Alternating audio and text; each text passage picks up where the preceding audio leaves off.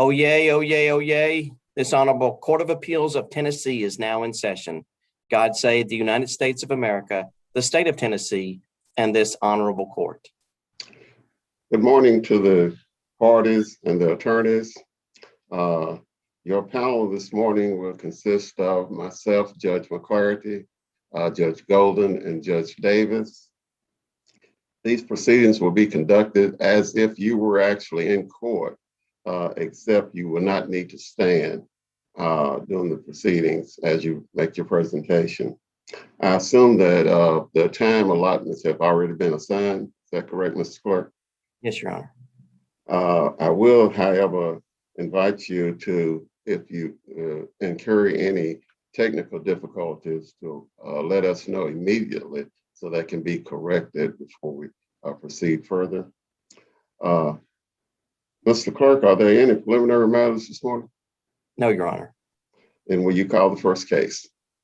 Travis Payne versus Jessica Payne. The appellant or the parties ready? Yes, Your Honor. Then you may present your argument, sir. May it please the court. This case hinges on one simple question: whether the trial court erred in finding there were no material change in circumstances to warrant. You need to introduce yourself, sir. I apologize. I'm Kirk Collins. I represent the appellant, Jessica Payne. Right here. Again, this case hinges on one simple question: whether the trial court erred in finding there were no material change in circumstances to warrant a modification of the party's parenting plan. Here, the trial court did err as the court resolved this case on an incorrect assessment of the evidence and therefore abused its discretion. Evidence in this matter, as found within the record, clearly showed a material change in circumstances that affected the best interest of the children. Opposing counsel argues that most, if not all, of these issues were previously litigated and anticipated.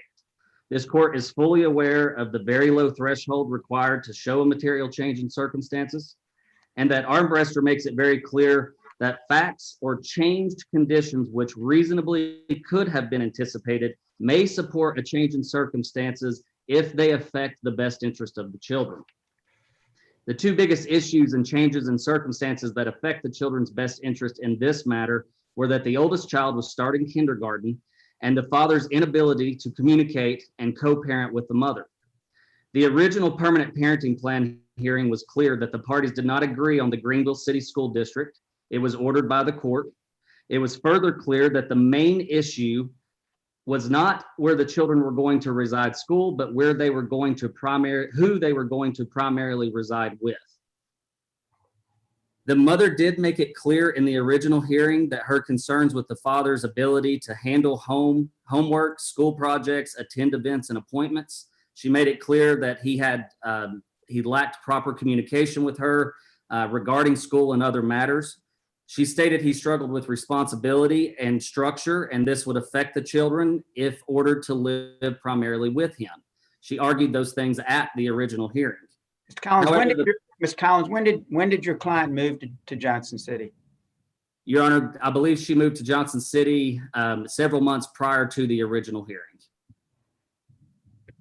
Several months prior to the original hearing on the divorce? On the divorce, on the permanent parenting plan ordered in the divorce. All right. And did I understand you to say that where the children would go to school was not in the permanent parenting plan? No, I stated that it was not agreed to by the parties. It was ordered by the court. The court adopted the father's permanent parenting plan proposed, which stated that the children would attend the Greenville City School District. Well, doesn't that make it in the parenting plan? It does put it in the parenting plan. I was just stating that it wasn't there was an argument by father's counsel that it was agreed upon that the children would attend the Greenville City School District, and the court found in our last hearing and this hearing, the case before the court today, that it was not agreed upon, that it was an order of the court, and it is in the parenting plan. And it's in the order as well, is that correct? That's correct. And this all occurred after your client moved to Johnson City? That's correct. All right, thank you.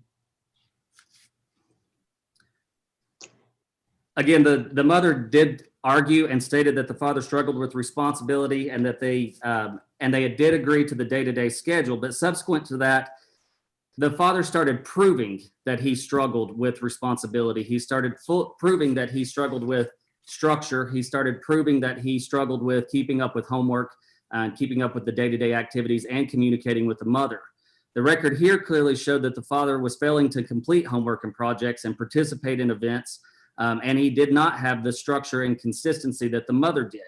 But I think what's most important here is that the child's teacher testified that the child had issues concentrating and needed consistency and predictability going into kindergarten.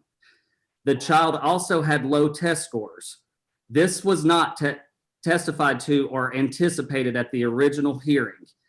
This in itself is a material change in circumstances that affects the best interest of the child, especially considering the low threshold. And even if it was anticipated, again, the child started having low test scores, and the teacher testified in regards to this case that the child needed structure, she had trouble paying attention, and she needed consistency, which the mother proved she could provide. The second and most important issue is the father's failure to co-parent and communicate with the mother. The record is clear that the father refused to communicate significant events to the mother despite her what he referred to as nagging. It is understandable if a child 4 to 5 years old is going to be sedated, go under oral surgery for the very first time, and the father is refusing to communicate with the mother as to what that is going to look like, especially during a pandemic. Who can be back? What are the appointments? What are the testing looks like? He refused to communicate that. And the father admitted on the stand in this hearing that he was going to talk to the mother about it at the day of the hearing. He was going to talk with the mother about the child being sedated and going under oral surgery at the date of the contested parenting plan hearing when the surgery was the next day. He stated he further refused to communicate with her regarding school choices and testing. He completely blocked her from any school decision-making as to where the child was going to attend school. The specific school within the city district that he had requested, he refused to let her participate in any of that decision-making. He basically completely just cut her out of those decisions. That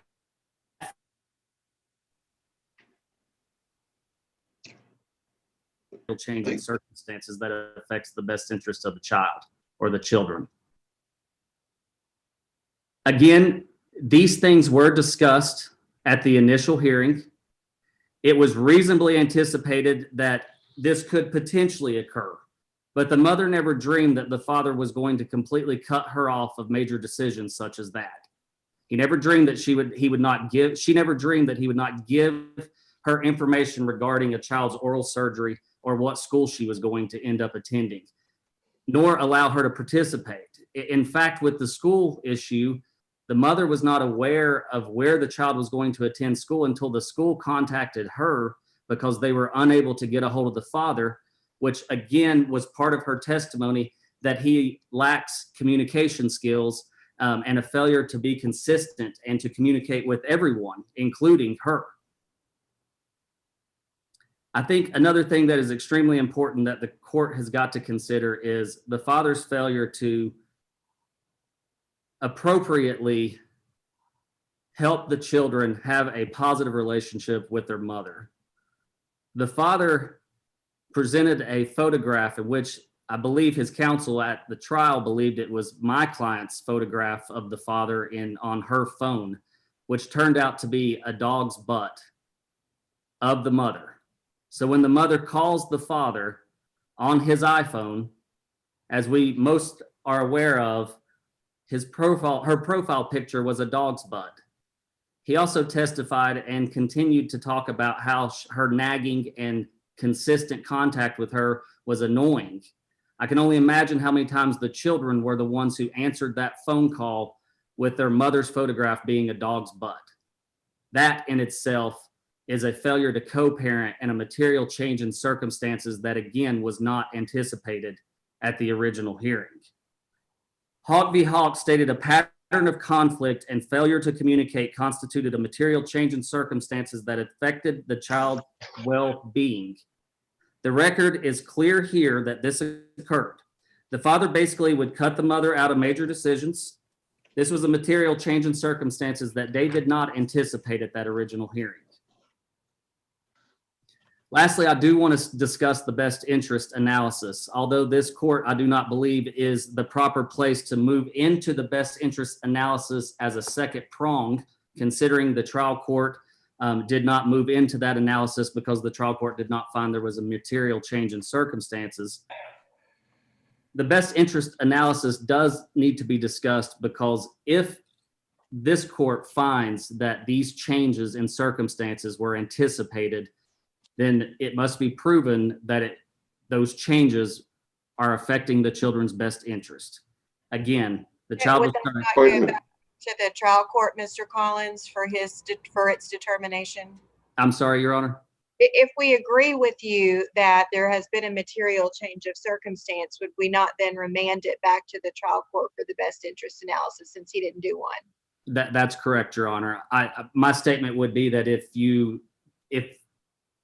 found that these were anticipated, that we have to find that they affect the best interest of the children in order, even if they were reasonably anticipated, that they would affect the children's well-being. And it would be my statement that the child starting kindergarten, having low test scores, having a teacher testify to the fact that she needs consistency, that she has trouble paying attention, that those things could have easily been anticipated. There may have been signs that the parents would have seen of their children or their child not doing well in what we'll call pre-K or any form of pre-kindergarten daycare. However, it was never stated in the original hearing that she lacked structure and consistency and needed that. And it was very important for her to be successful, which the mother proved that she would be able to provide. The failure to communicate with the mother regarding the major issues clearly affects the best interest of the child for both parents not to be involved in major decision-making, such as education, such as medical procedures, and just in general regarding school projects, school schedules, and anything in between. The father's failure to properly foster that parent relationship with the child, again, with the photograph, her profile picture when she calls the children to speak with them when they are in his care, all of that is a failure to co-parent. That is a material change in circumstances, and again, was not anticipated by the mother. They have always had issues. They have always had issues communicating and different personality types. But again, she never dreamed that he would start cutting her off, or on the other end of that would change her profile picture to something like that her children would see. I think the court should find that the proof here did show a material change in circumstances, and even if those were reasonably anticipated, that they did affect the children's best interest. Okay. Thank you, sir. You have your time for rebuttal. For the appellant, appellee. Thank you, Your Honor. Thomas Bloom for Travis Payne. Good morning. I would just like to note this motion to modify was filed a mere 8 months after the initial order. The court is well aware of the standard of review in this case. Changes of circumstances are exclusively a factual question, and the courts, of course, give great weight to the trial court's assessment of the evidence. Now, in this case, the trial judge, he considered and he made factual findings on each and every one of the mother's allegations as to change circumstances. And in that regard, and if you find in the record, in the transcript, he found that the evidence was insufficient or non-existent to establish that the father refused to co-parent. He found the evidence was not sufficient that the mother, that the mother said that she always cared for the children during the father's parenting time. That was not correct. The evidence did not show that the father consistently failed to take the daughter to her extracurricular activities. That was a finding of fact. He found that the father's work schedule does not interfere with his ability to care for the children. He found that the father had not failed to enroll the daughter in the Greenville, or taken action to enroll the daughter in the Greenville city school system.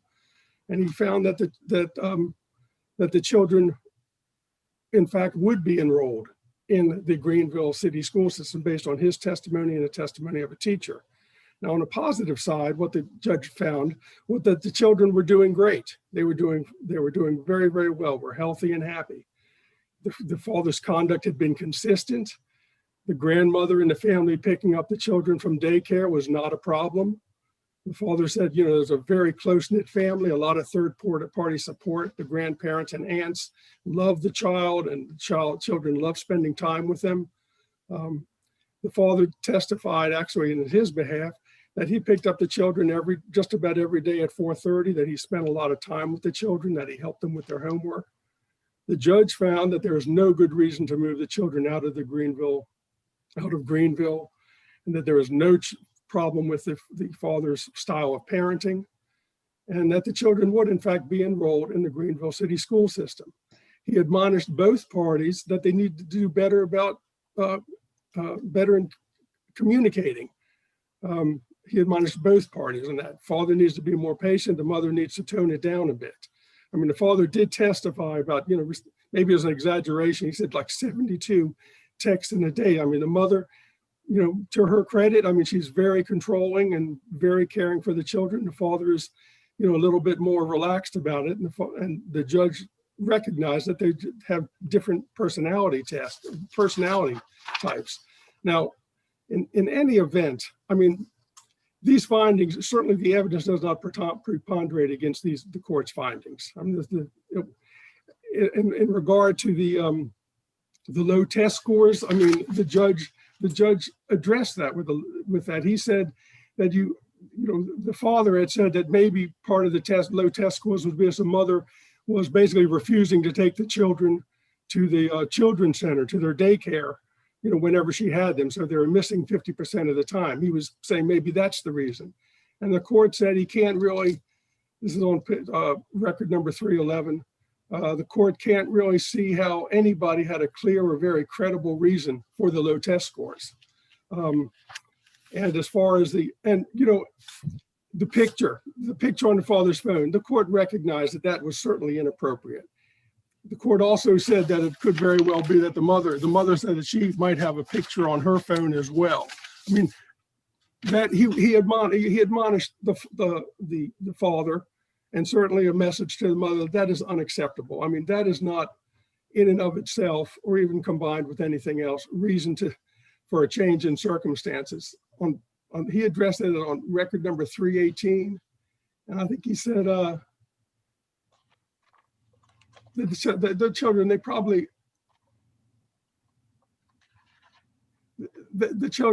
look at your phone. I don't think your kids should look at your phone and see whatever that. I'm not going to make a picture, a finding of what that picture is on your phone that shows when your phone rings and it is her and stuff like that. And she probably has similar uncomplimentary picture of you on her phone. That, you know, stuff like that it's not going to help you get these kids raised in a productive manner. So, I mean, he addressed that. He considered this was not off the wall. Now, even more, perhaps more important than this, well, before I get to that, some of the allegations that Mr. Collins mentioned. As far as the not informing the mother about the oral surgery, that's not exactly true. I mean, the mother knew who the dentist was. She knew when it was scheduled. The father did testify that he was planning on talking to her that day. And the reason was, and the record bears this out, text and telephone calls was not working for them. Hopefully, as the matter proceeds, they will get better at that. He was not going to deny her anything about that. Again, the mother knew the dentist, knew when it was. She was not blocked out of that process, nor was she blocked out of the process of the children enrolling in the Greenville city schools.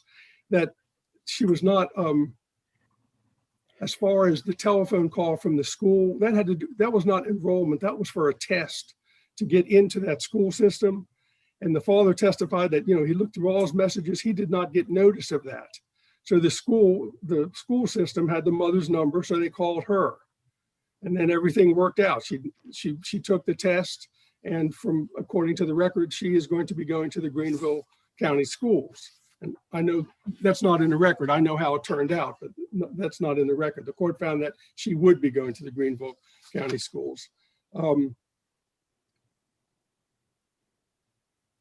As far as a mother being blocked out of any of the child care, the children's center issue, she was in constant contact with the teacher. She was not blocked out of anything. The only thing she was blocked out of, and hopefully this is going to improve, is that the father, was not answering her text, was not communicating with her by the phone because, yes, he said everything he did was wrong. First thing in the morning, he'd wake up and he'd get texts from her about what needed to be done. And he just got very frustrated. And the judge said, you need to be more patient. And for the mother, you need to tone it down a bit. This is almost more important. And the court could have done this, I believe, but I'm glad that it didn't because we wouldn't have a lot to talk about. And the affirming his decision would be just a one, it'd be a hit or miss sort of thing. There's no change of circumstance in this case. The mother really was relitigating what she had litigated 8 months earlier. As far as the Greenville school was being in Greene County, she could have appealed that initial order. I think Judge Golden was sort of hinting at this perhaps. She could have appealed that initial order with the children staying in Greene County. And actually the judge's initial ruling was stay with the father in Greene County Monday through Friday, every week, and be with the mother, I guess, on weekends and the summers for about maybe equal parenting time.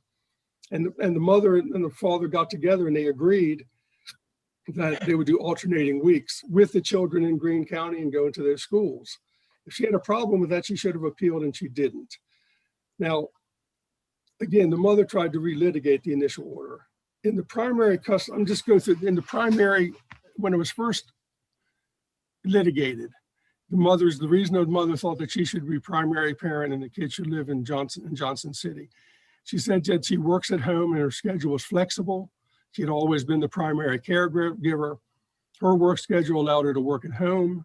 The father's schedule precluded his ability to care for the children. The children would be cared for by the father's family rather than by the father, and that the father failed to communicate. He didn't return calls or texts, and he missed appointments. Now, mother's allegations for the change of circumstances, which again, the judge addressed each and every one of them. The mother works full-time at home. Now, I don't know whether that's COVID-based or not, but now she's basically she's full-time instead of part-time at home. She said that the father refused to co-parent and refused to communicate. It's the same thing that she did 8 months earlier.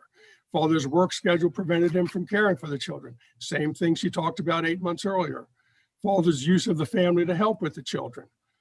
I'd say that, and I think maybe the court, that was a positive thing because, there was a close-knit family. But it was the same thing that she said before. She said the father failed to make the children's appointments and events, same as 8 months earlier, and that the failure to enroll the older child in the Greenville City school system. It's the same case. I was tempted, to be honest with you, to make a third issue of this, that this was a frivolous appeal, because I really don't see that there's anything there. On both bases is one, regardless of whether it's a heavy burden, it's not a heavy burden, I understand that. But even with a light burden, there's nothing new here. It's just relitigation. And the other thing is, Counsel, ask a question for me. Your adversary tends to say that if we confirm the trial judge's decision, we must also proceed to do the best interest analysis based upon the court's finding. Is that the case, or what is your opinion? No, I believe it's a two-pronged process. I believe that if the trial court finds that there is not a change in circumstance, then the best interest analysis is the word, pretermitted, I believe the word is. You don't get there yet. So I don't think that, if I understood your question, Judge McCary, I think I understand your question. You're basically saying if we can affirm the trial court, then we don't get the best interest Whereas your adversary says, even if we affirm the trial court, we have to proceed and do the best interest anyway, based upon his findings. Yeah, Is that I correct? just, yeah, no, yeah, that is correct. And I'm not sure that Mr. Collins was saying that. I sort of understood, and maybe I was wrong, that if you did reverse and you sent it back for the best interest analysis, maybe you should say a little bit to give a hint of what you all think. But I think your assessment is correct in the sense that if you affirm the best interest is irrelevant, just as his best interest was irrelevant at the trial court with material change of circumstances because he didn't find it. Now, we all know from a practical standpoint, if the court, the court's hearing, I mean, the court heard these parties 2 different hearings 8 months apart, quite extensively. From a practical matter, in a change of circumstance case, if a judge hears that the children are suffering and there's something going on and that their best interest is being compromised in some manner, I would suggest as a practical matter, the trial judge is going to look hard to probably find a change in circumstance because there's got to be a reason for it. So, I think that, by finding, again, the judge found that these children were doing just fine. The teacher said that they were doing fine. They're being happy. They're in the environment that they've always been in. The mother voluntarily chose, basically with about a month's notice, to move 41 miles away for whatever reason. And that's what precipitated this whole thing, because this action was filed back in 2016. It was 2 years before it got really kind of contested. And I believe, I'm not exactly sure, they were both living in the same community. I don't know whether they were sharing the marital home or how that was working. There was an attempt to reconcile for that period of time. But it's when the mother basically announced, I think it's in November of 2018, that I'm moving to Johnson City, that's when the father put in a proposed parenting plan, and she put in her parenting plan. That's when this thing came to a head, and that's when the real litigation started. Again, I mean, the mother chose to, the mother, I don't know why she wanted to move to Johnson City, but it was her choice. And then it came down to really what it came down to in the beginning. And she said this, I think at the initial thing, the matter is Johnson City school system better than the Greenville system? And for that reason, they should be with me. And then she threw in the other thing about being primary caretaker and all that, which was contradicted by the father. He said that when she was working out of the home, she was working on weekends, and he took care of the children every weekend. So everything that she was saying was really contradicted by the father. There is a problem with communication, and it goes both ways. They've got to get the photo off of his phone. But that's not reasons to think that the trial court abused his discretion or that there's a change in circumstance. So thank you very much for your attention, and I hope I was somewhat clear. Thank you. Thank you. Mhm. Thank you. We hear the rebuttal.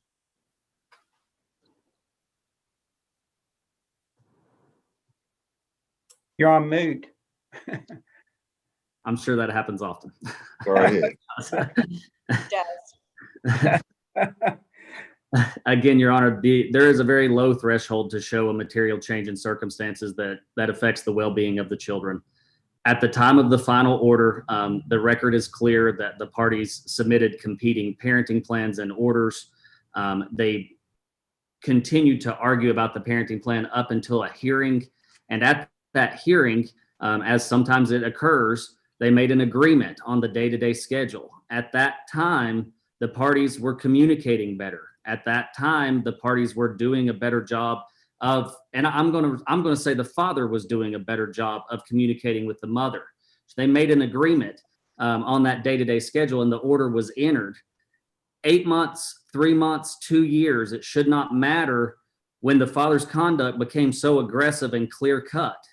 Again, he completely cut the mother off of 2 major decisions. When I say major decisions regarding the oral surgery, I'm specifically relating to the fact that he refused to tell her any specifics regarding that oral surgery. Everyone recalls when the pandemic began, that only one parent was allowed to be back into the, I think most places were Mr. allowed. Collins, Mr. Collins, I'm sorry to interrupt you.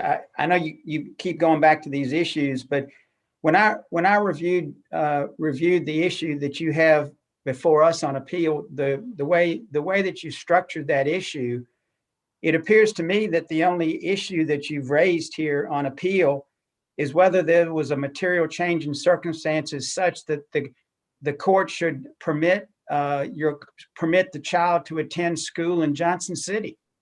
That's really what the issue is here. If you read your issue, it's all related to whether the child should be able to attend school in Johnson City. It doesn't have anything to do with these other matters that you've been arguing, quite frankly, in my opinion. The question is whether or not, based on the issue that you've asked us to review, is whether what was the evidence that says that the child should be able to attend school in Johnson City rather than attend the Greenville schools, which is one of the reasons I asked you that question to begin with about when did this occur, when did she move and whatnot. So I'm not sure what the relevance is about whether or not your wife attended the child's dental surgery or these other things. It doesn't seem to have anything to do with the issue that you've raised on appeal. I understand, Your Honor. The main concern and issue with the schooling situation and why there was a change in circumstances that should allow the child to attend the mother school district. The teacher testified that the child was having issues, low test scores. The teacher testified that the child had problems concentrating. And She also testified the child was doing very well, didn't she? She did, but she also said the child needed consistency and structure to do well in kindergarten, but she had low test scores, but on the other hand was doing well. So it was very contradictory. Thank you. Okay, thank you very much. I want to thank both the attorneys for your presentation. Your case has now been submitted to the panel of the court, and you will receive our opinion during the due course of time. Thank you. The lawyers may be excused. Thank you, Your Honor. This honorable court is now in recess until 10:30 a.m.